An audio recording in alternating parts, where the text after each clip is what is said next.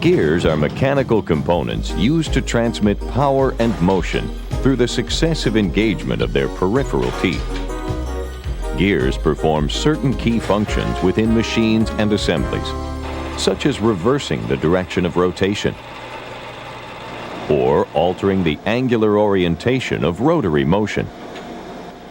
Gears are also used to convert rotary motion into linear motion and vice versa, or to alter gear speed ratios.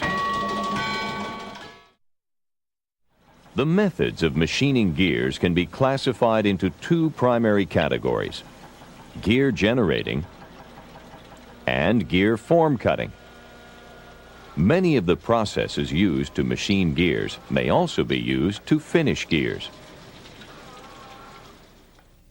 Gear generating involves gear cutting through the relative motion between a rotating cutting tool and the generating motion or rotation of the workpiece.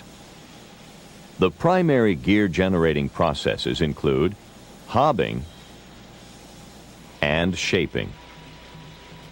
In hobbing, gear teeth are progressively generated by a series of cuts using a helically fluted cutting tool called a hob. Both the hob and the gear blank rotate as the hob is fed axially across the face of the blank.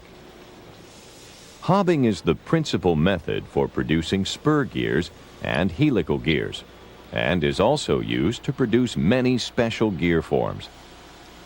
The main limitation of hobbing is that it can only be used to produce external gears. Hobbing can be performed on a single gear blank, but also allows for the stacking of workpieces to increase production rates.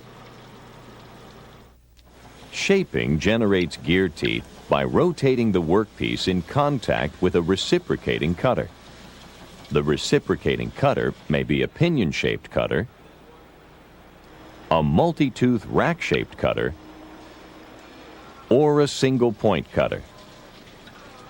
The pinion-shaped cutter's axis is parallel to the gear blank and begins cutting by reciprocating while feeding gradually into the blank to a predetermined cutting depth.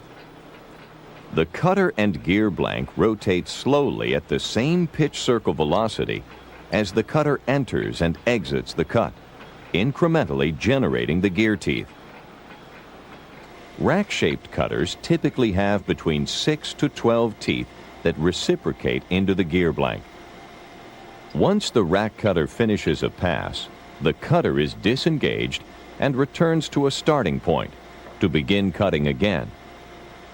When shaping with a single-point cutter, the cutter reciprocates, making successively deeper cuts until a predetermined depth is reached. Gear shapers are used to make internal gears, shoulder gears, and many other gear types that cannot be produced with hobbers. Shapers can also produce non-involute shapes, such as a cam and gear on the same shaft. Gear form cutting typically involves the use of formed tooth cutters that have the desired gear shape or profile. The primary gear form cutting processes include broaching and milling.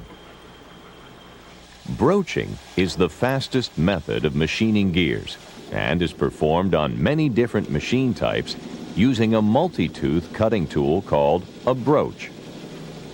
The broach or the gear blank are pushed or pulled relative to each other to remove material.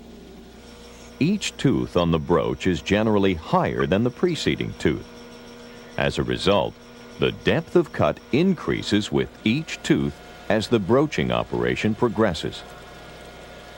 The conventional method of broaching is used mainly to produce internal gears.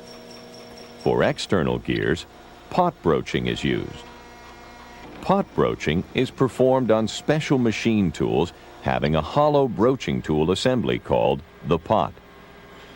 Gear blanks are either pushed down, pushed up, or pulled up through the pot to generate the gear teeth. Milling is a machining process that uses the relative motion between a rotating, multi-edge cutter and the workpiece to generate gear shapes. Milled gears are typically produced using cutters that mill each gear tooth space individually. To produce large, coarse-pitch internal or external spur, bevel, or helical gears, a process called gashing can be used on heavy-duty milling machines. Gashing involves plunging the rotating cutter into a blank for rapid metal removal. After machining, gears may require heat treatment to meet hardness requirements. After heat treating, gears usually require finishing to nullify any distortion that may occur. In some cases, gears are machined and finished before heat treatment, and then once processed, surface finished to remove distortion from the heat treatment.